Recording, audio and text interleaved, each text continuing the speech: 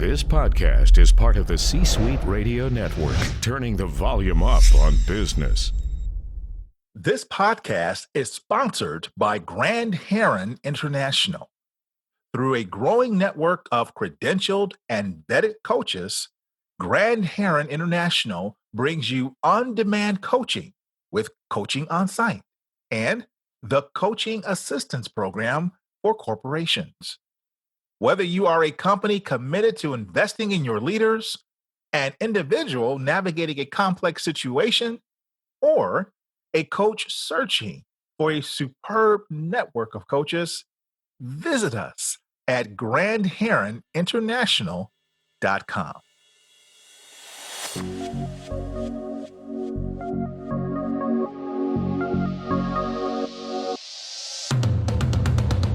Welcome to the Keep Leading Podcast, a podcast dedicated to promoting leadership development and sharing leadership insights. Here's your host, the Leadership Accelerator, Eddie Turner. Hello, everyone.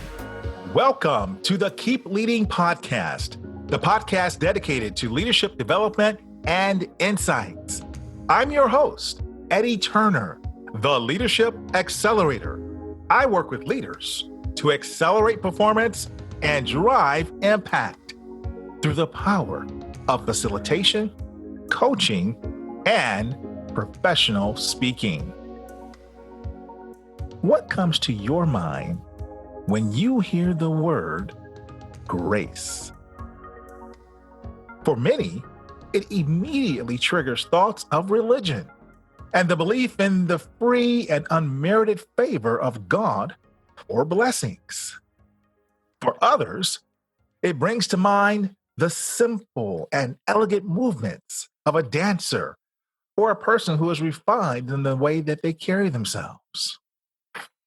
My guest today approaches the word grace in similar ways, but also adds a new twist and shows how grace is something that should matter to every leader at every level. My guest today is John Baldoni.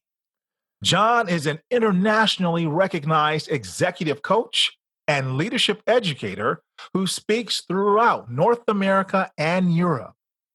John is the author of 14 books, including the book we'll discuss today, Grace, A Leader's Guide to a Better Us. John's books have been translated into 10 languages. In 2018, Inc.com named John a top 100 speaker. In 2019, Global Gurus ranked John as number 9 on its list of top 30 global leadership experts, a list John has been on since 2007. 2014, Inc.com listed John as a top 50 leadership expert.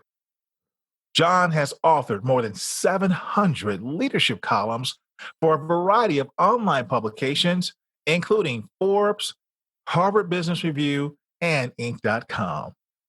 I am excited to have the amazing John Baldoni. John, welcome to the Keep Leading Podcast. What an opening. My goodness, Eddie, you make me feel like I'm somebody important. So thank you for that warm and gracious welcome. And I'm happy to be on your show to talk about grace and leadership. Well, you are absolutely someone important, and especially someone who our dear mutual friend Sally Helgelson talks about with deep admiration. So if Sally loves you, I love you too, John. Sally's very special, and as a matter of fact, she appears in Grace because she kindly gave her time to share her thoughts on what grace means to her. Yes. And that's another good reason to pick it up, to get the thoughts of the great leaders you've interviewed. So we'll talk about that. But I think perhaps the first thing we need to understand is, what is grace? Grace is the catalyst for the greater good. So what do I mean by that? Grace from a faith-based tradition is given to us without strings attached, and it's our job as recipients to do with it what we will. And so I kind of think of it as a facilitation, as a lubricant that loosens up our ability to think of others instead of ourselves. From a leadership standpoint, grace is that enabler that positions a leader toward others. Now, the concept of grace to me came out of my work in leadership purpose. I've written a couple of books around this, and purpose is our spark, I think, and many have said is our why. And from this why becomes our vision, which is our sense of becoming. It's also our mission, which is our doing and our building. Now, it also carries over to our values. But, Eddie, you've worked with senior executives, and you can achieve a vision and a mission in spite of people. I think it's better and obviously more sustainable and more welcoming to others if we bring people with us along. That's where grace enters. So purpose is our why. Grace becomes our how. That is how we treat others. Very well said. Yes, indeed. In fact, in some organizations, it's been said with you, without you, or in spite of you. You got that right. Yeah, so what a beautiful way of defining it. And you go so far as to not only use the traditional definitions as it relates to the context that I used in the introduction, but you've even created an acronym. I did. And grace, let's take them one at a time, is generosity, which is that kind of open-heartedness, looking at others and being generous.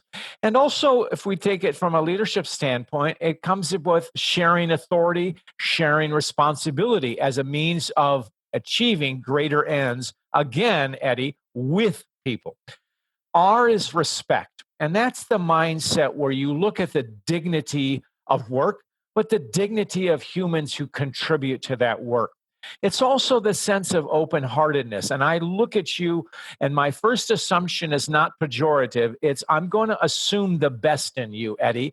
As a leader, I want us to work together. I want you to embrace our mission. So rather than any preconceptions I might have about you, I'm going to assume the best in you. Easy to say, but so often, especially in large organizations, some of us incur a label which is less than favorable. A more respectful leader will say, I'm going to deal with this person, and I'm going to go in with an open mind. Okay. The next part is action. And as you well know, leaders, they think, but they're judged by their actions. The next thing is compassion. And that's the caring, the concern, the paying off the generosity and respect for others. And the fifth one is E, which is energy.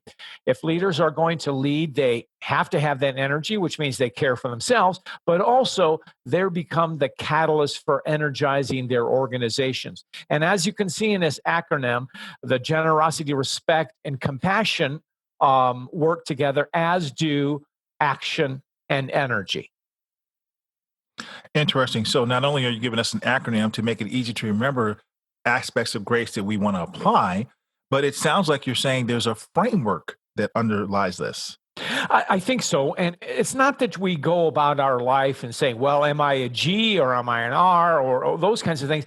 It's an overall concept of thinking of others and what I do to others to bring them together. And that I, as the leader, have to act on my inclinations and I have to move the organization forward. So that's kind of what I'm getting at. But when you say that the GRC go together, generosity, respect, and compassion go together, and then action and energy go together, can you tell me a little bit more about that? Well, it's that the GRC, generosity, respect, and compassion, are virtues. They're attributes that we want to see in our leaders, but it's part of the human condition. We want to work with people who are generous. Why? Because if I'm working for a generous leader, I'm going to have the ability to share my ideas. If I work for a boss who respects me, again, I'm going to feel that I have someone who has my back. And if I work with a boss who is compassionate, then I know that his or her heart is in the right spot. whether it's directed toward me or others. It's how we see that leader treat others. And of course, from a practical standpoint, more of a management standpoint, is the leader acting, and is the leader keeping the team on focused in the right direction? So that's the energy and the action.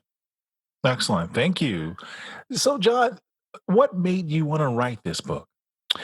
Well, as we had talked earlier, Eddie, I think we live in very contentious times. And I think there's not grace in our world.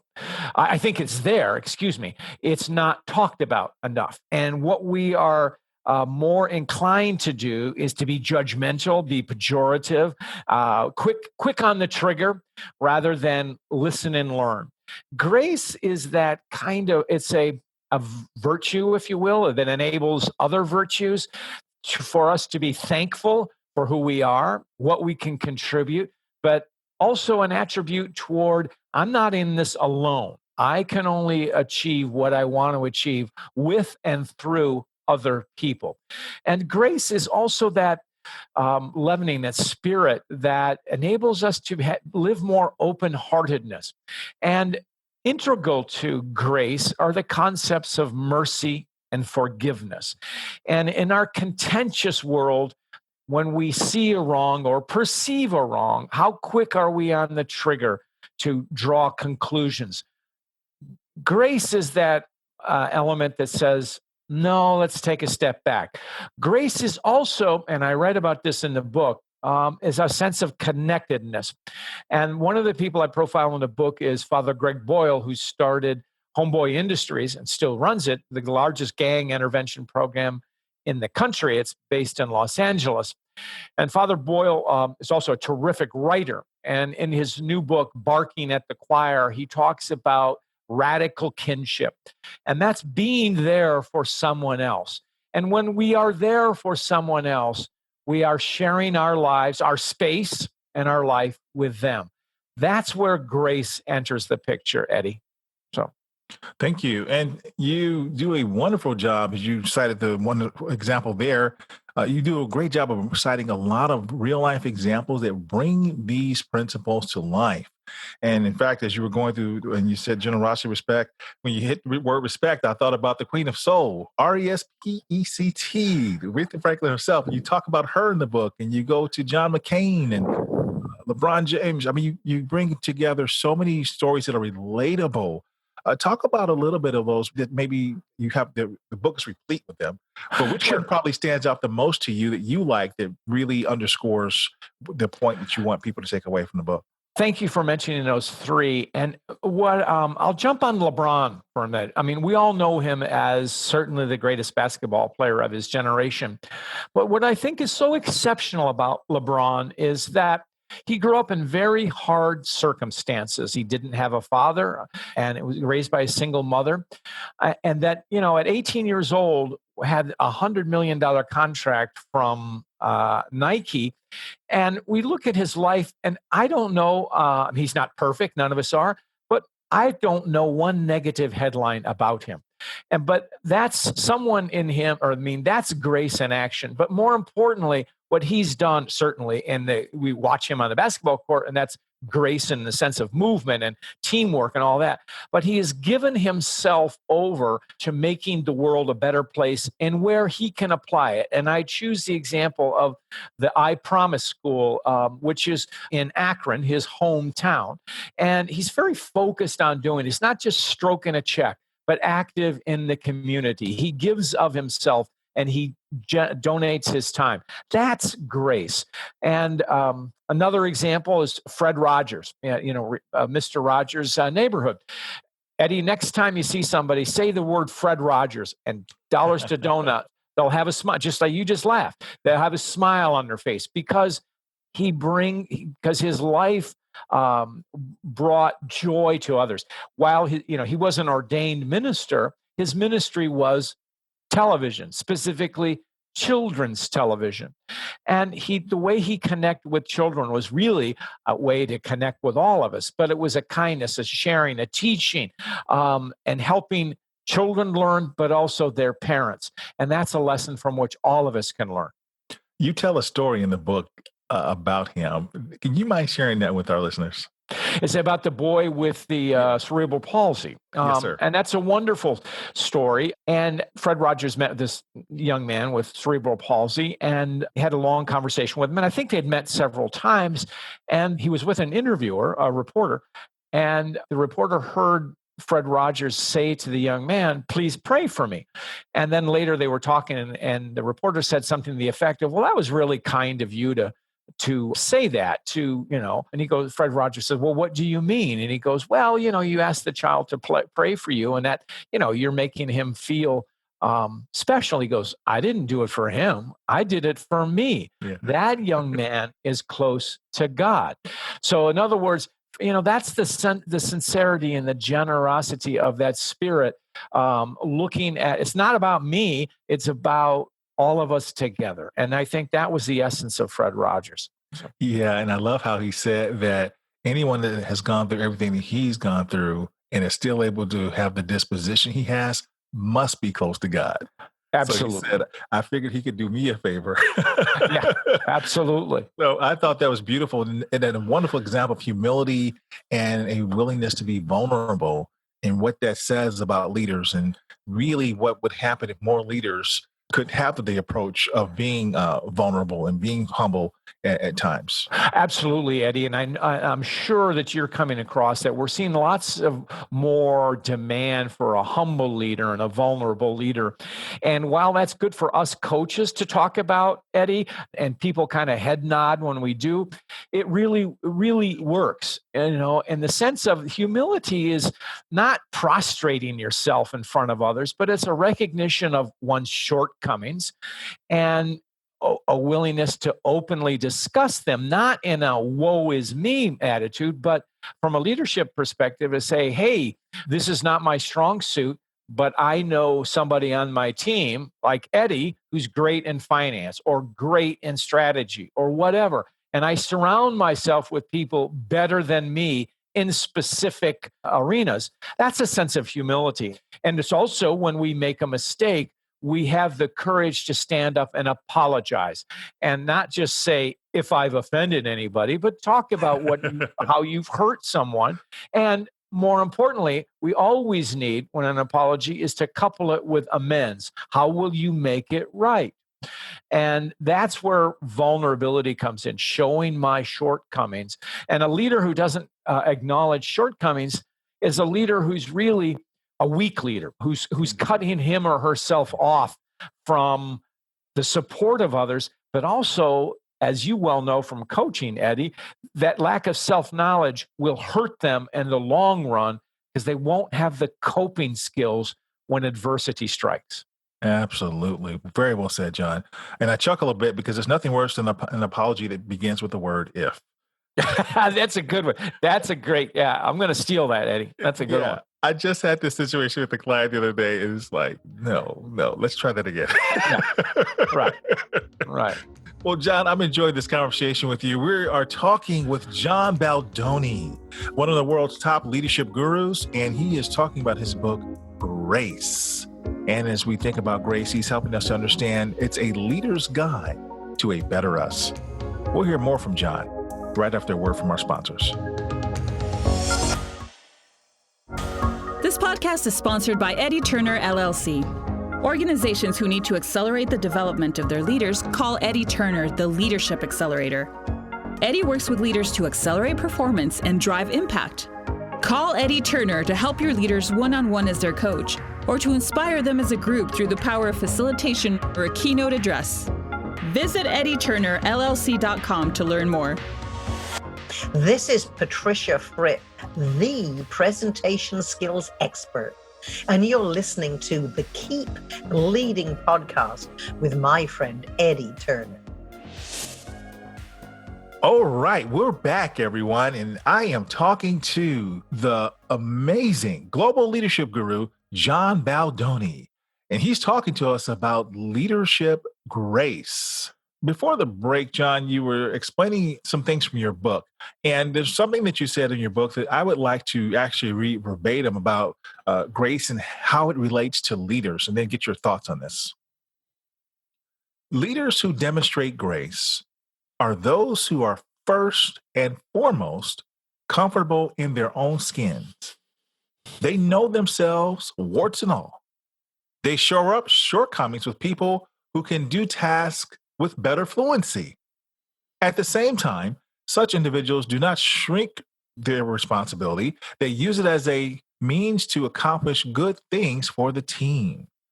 Adversity often brings out the best in such people. Grace, in all of its dimensions, most of all courage, is something that enriches a leader's perspective, making him or her at once admirable as well as accessible. Tell me a little bit more about that. You were saying something similar to this before we went to break. Right. And thank you for quoting that, because I certainly don't remember it. But no, it actually sums up a lot of things I think about when about leadership. And I think that the operative point is it's the old concept of it's not me, it's we. And that's what leaders are. Successful leaders are other directed. And when you're other directed, that's a sense of responsibility, Eddie. And when you're responsible for others, you need to take stock of yourself. Am I the best person to lead them?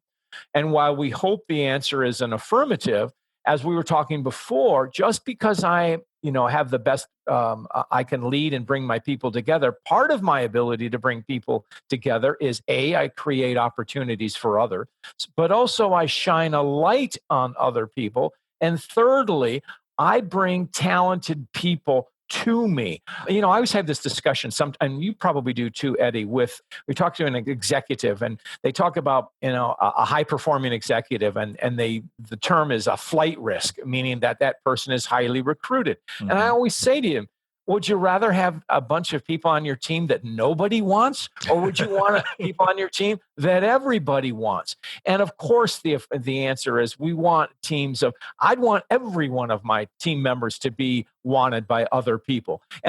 But they choose to stay with my team. Why? Because I provide them the opportunity so they can excel. And doing that, I acknowledge my strengths, but more importantly, I shine the light on them and I ask for their ideas, because I'm not the best strategist. I'm not the best visionary. I'm not the best finance person, whatever it may be. But gosh darn it, I got people who are. And that's what we all want to be part of. And of course, the overlay to all of this, Eddie, and I know you do this with work, is what do we want to be part of? We all want to be part of working toward a goal that is greater than ourselves. And when we have that greater goal than ourselves, people want to pull together. If we have a leader who enables us to contribute, recognizes us for it, and pulls us together. Very nicely said, John. And as I listen to you talk about what the conversation you have with your clients on the idea of having a deep bench of talented people who everybody wants versus a bench of folks who nobody's trying to pilfer from them, it reminded me of my work in talent development. And oftentimes in designing learning programs and offering development programs, the expense issue would come up. And there was a quote I read somewhere, and I don't remember who to attribute it to, but it was something along the lines of, train people well enough to where they can go anywhere, but treat them well enough where they'll stay. That's dynamite. That's a great comment. And it's exactly true. And then, there's a sense of reciprocity. If I'm working for you and you're investing in me, that engenders loyalty. You don't engender loyalty when I say, Eddie, be loyal to me. I'll say, why? But if Eddie, you compensate me, you provide me for growth opportunities, you allow me to do my projects and all of this stuff within the parameters of our organization, that engenders loyalty. And frankly, if I don't show loyalty to that, well, shame on me. Indeed. Well, is there something a leader can do to make grace flourish in their organizations? I think so, in the sense of be other directed. So in other words, it's not about me, it's about you. And all good leaders, and I think, do this. They are focused on the team. And one of the folks that I interviewed in the book, of course, is Alan Mulally, who ran Ford Motor Company. And Alan, his mantra was the team, the one Ford. And he would always talk about bringing people together. And part of that is to share their ideas, help problem solve together, all of these kinds of things. So it's a mindset of being other directed, but also with a sense of, we haven't said this word yet, but kindness. I'm going to assume the best in you. I'm going to be generous in spirit. I'm going to respect you. I'm going to care about you as a human being. I'm going to care about your life. And all of these things together. And that's where grace comes in. It's an attitude toward others. Again, it's this side of kinship, being there for others, with others, and we're in it to succeed together. Wonderful.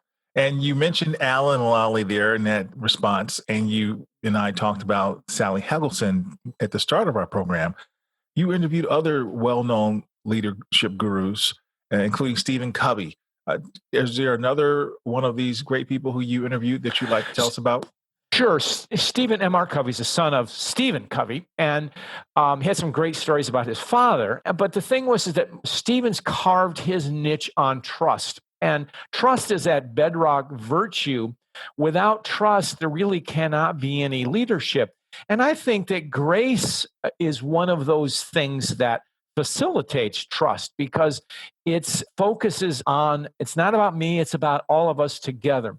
Another person I talked about in the book or interviewed is Scott Moorhead, who runs a very successful entrepreneurial venture, TCC. They're a premium Verizon reseller. And Scott is a serial entrepreneur, has lots of successful businesses. But Scott has a phrase called permission to care. And he's very philanthropical within his company, enabling people to volunteer on company time in their communities. They're outreaching, and they're retail organizations, so they have a footprint in, 2,000 communities around America. And employees are encouraged to become active in those communities, and there's paid volunteer time for that. But the permission to care is, it's okay to care about someone else on a personal level. It's okay to act on your compassion. It's okay to be generous in your spirit. And of course, it's okay to be respectful of others. And I love Scott's idea about permission to care. Permission to care. Yes, that is an interesting phrase indeed to be able to incorporate. Anyone else that you'd like to tell us about? There's so much in the folks I talked about in the book, and the stories are again and again of people who have been slighted or wronged, and yet they rose above it or didn't dwell on it. They didn't dwell on the petty things. They looked to the bigger picture. And example of that might be, of course, I think Jimmy Carter, who's, God bless him, 95, and served one term as president. But gosh, what a fantastic ex-president he has been. He's been active internationally in peace and health issues, but just he physically works for Habitat for Humanity. He teaches Bible school. He is a prolific author. He's just a man of humility and knows himself and what he can do, and he's outward directed. So you may not have liked him as president, but gosh, as an ex-president, as a human being, what an extraordinary man, a man of grace. Yes, very well said. And you've not just written this book, but I find it staggering that you've written 14 books that have been translated into 10 different languages. What an accomplishment. Now, it may sound like I'm asking you the proverbial, which of these is your favorite children question, but really, is there one of these that is your favorite or that stands out the most, that you find yourself referencing more than the other? It's a good question, Eddie, and I have favorites. My book, Great Motivation Secrets of Great Leaders. My book, Lead with Purpose. My book before this, MOXIE. Right now, because I'm actively talking about it a great deal, it's Grace. But the themes to all of those have evolved over time, and is that leadership, it's not about you, it's about us. And what a simple thing to say, but how often we sometimes, when we get caught up in our own world, we forget that. And that's the other thing about that. Leaders are not saints. Leaders are frail human creatures. And one of my favorite people in history is Winston Churchill. And I've read a lot of biographies of him. And every time I think I know him, I learned something else about him. And certainly you can point to his foibles, but as a quote of one of his contemporaries, Lady Lytton, who was a suffragette, said, "You will know Winston's vices or weaknesses at a glance. It will take you a lifetime to learn his virtues." And she might have been saying it kind of as a dig, but I prefer to think of it that was a compliment, and saying that he was an honorable man. He could drive people nuts, and he drove his own party, a political party, nuts, and he drove his wife crazy at times. But his heart was in the right place. He was a physically courageous man, a voracious reader, always exploring new technologies. He became a pilot later in his life. All of these kinds of things. He had of this voracious curiosity, and also a good sense of self. He knew when he made mistakes and was not afraid to admit it. And so in some ways, that Churchillian mindset of being a good leader, but also one with human weaknesses, is a good model to keep. And when leaders do make mistakes, acknowledge it and apologize, make amends, resolve to do the right thing the next time. Because if you dwell on your mistakes, as you know, and I'm sure that it comes up in coaching all the time, Eddie, is how do I get out of this and how do I grow from this? Learning from our mistakes is maybe the greatest lesson we can learn if, of course, we pay attention. Yes, and that is the qualifier, because otherwise we end up making the same mistakes over and over again, and no learning is taking place. So very nice. John, I'm enjoying our conversation. And one of the things I'm thinking about is how do we pull this all together? What's the overriding message you would like to leave our listeners with as a summary? I'm going to repeat what I said earlier because I'm not clever enough to come up with something else, but it's more or less purpose is our why. In other words, what's my leadership purpose and how can I fulfill it in my vision for myself, my vision for my team, my organization, and my mission is in what I do. But grace becomes our how. I want to have a mindset where not just a mindset, but I want to be other directed. I want to be there for other people. I want to be accessible. I want to help my team grow. I want to be there when people are in crisis. I want to be there when my team is facing adversity. And I want to celebrate the wins with my team. Wonderful. I love it. Well, thank you for sharing your insights with us. It's not every day someone gets to get a top leadership guru, number 9, on the show. So what an honor and a privilege to really have you. And I just can't thank you enough, John, for being on the show. Eddie, you asked great questions and you made it easy for me. And I am grateful to you. You are a man of grace. I appreciate it. And please tell my listeners where they can learn more about you. My website's the easiest way, which is simply my name, johnbaldoni.com. I also write regularly for Forbes.com. You'll find me there. And I also do videos as well as columns for smartbrief.com. And also I've got almost 200 videos on YouTube, coaching videos. Wonderful. Well, we'll put all of that in the show notes so folks can find you, connect with you, and continue to follow you and learn from you. Thank you, Eddie. Thank you again, John. And thank you for listening. That concludes this episode, everyone. I'm Eddie Turner, the Leadership Accelerator, reminding you that leadership is not about our title or our position. Leadership is an activity. Leadership is action. It's not the case of once a leader, always a leader. It's not a garment we put on and take off.